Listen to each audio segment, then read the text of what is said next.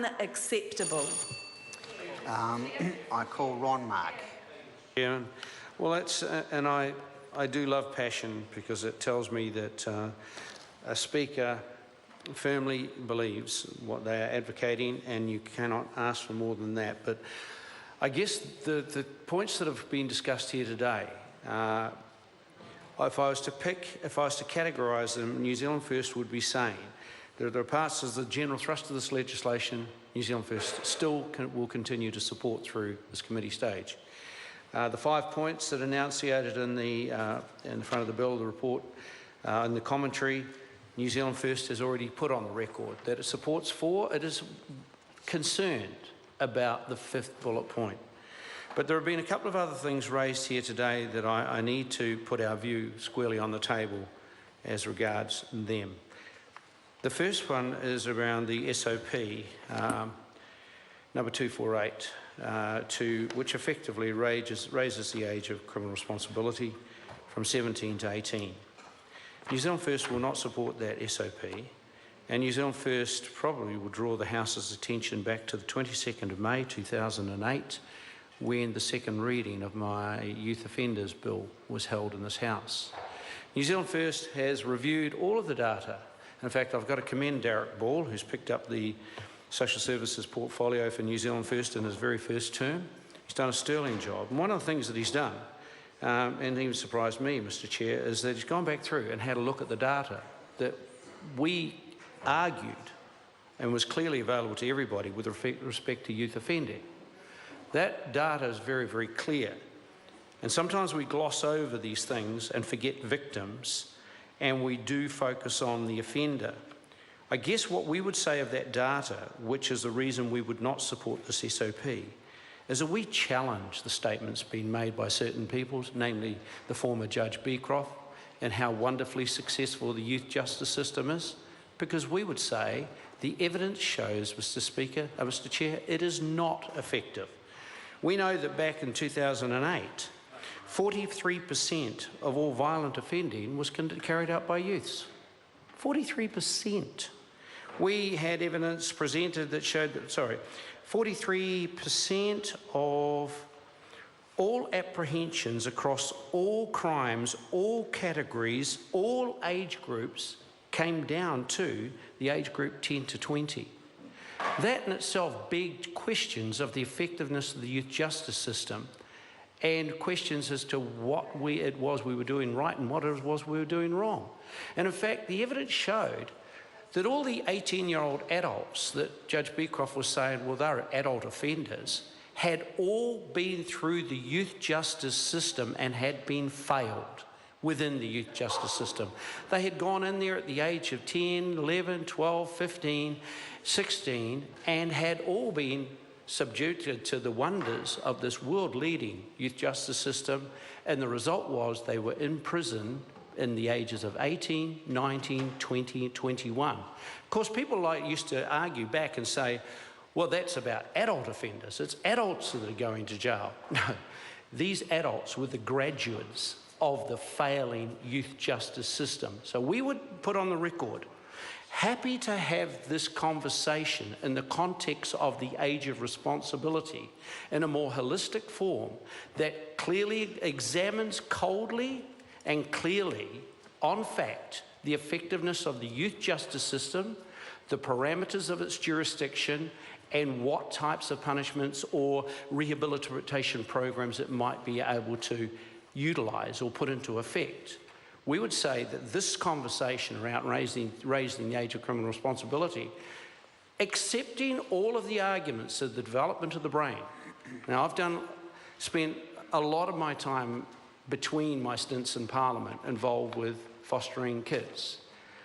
Had the privilege of listening to many clinical psychologists about the development of the brain. I understand those arguments. And by the way, I am a foster kid myself, and a kid myself who went through state care as a ward of the state.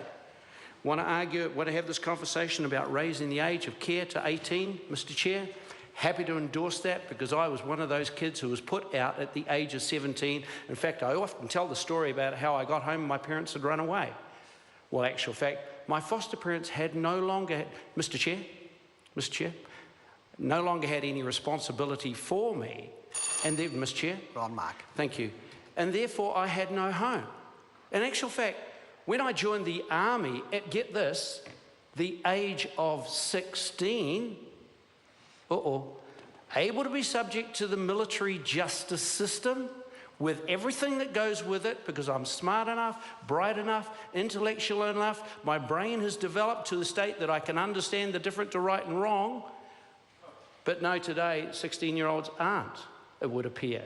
So I was in the military at the age of 16, but as a ward of the state in the care of the Army. At the moment I turned 17, I was discharged as a ward of the state. I was out of the Army's care. I was out of the parental care of my foster parents, and I was on my own. To find that we're sitting here 2016 discussing this is a little sad, but I compliment, and I have done so privately, compliment the Minister on the courage of actually making this move and raising the age of care up to 18. We could probably have a conversation about further than that for some young people who have gone through specifically traumatic events that have shaped the way they think and behave through no fault of their own.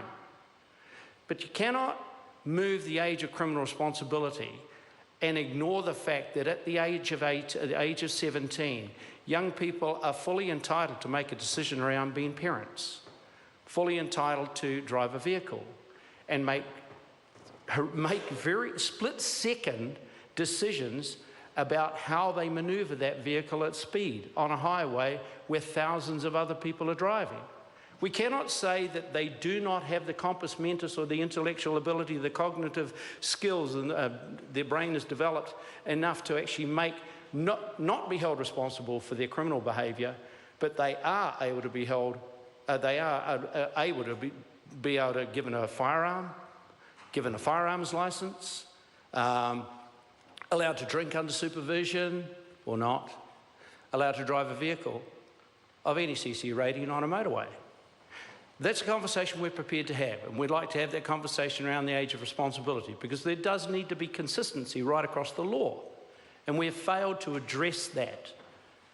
So we won't be supporting the legislation. We would support a thorough, in-depth examination of the youth justice system, and if we could get some improvements in there, then be open for a further conversation, but not one without the other, Mr. Chairman. On the issue of tamariki Māori being ripped from their iwi and put into ward care, let's just put onto the record. James Whakaruru, Lilybing, you know, Moko, there's a whole bunch of Māori kids out there.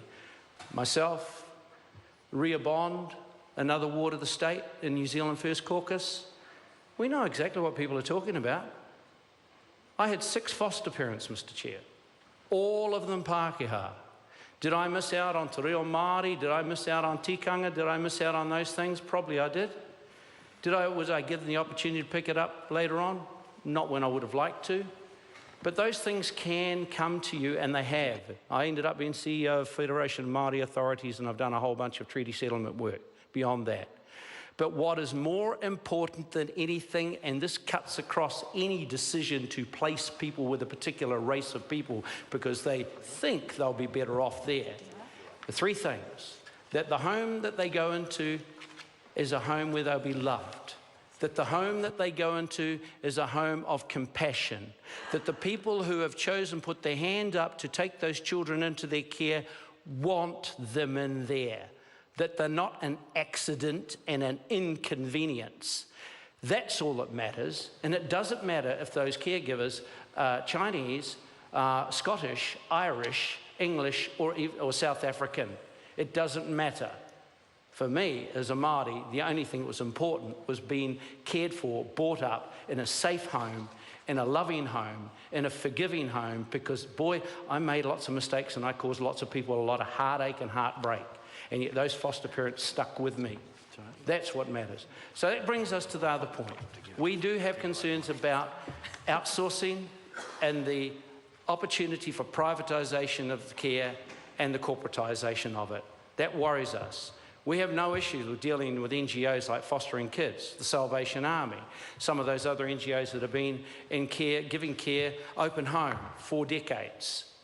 But it would worry us if this legislation was used in some way, in some part, in some form, at a later stage down the line to introduce a more corporatised model and for the state to be devolving itself of its ultimate care and responsibility to those children.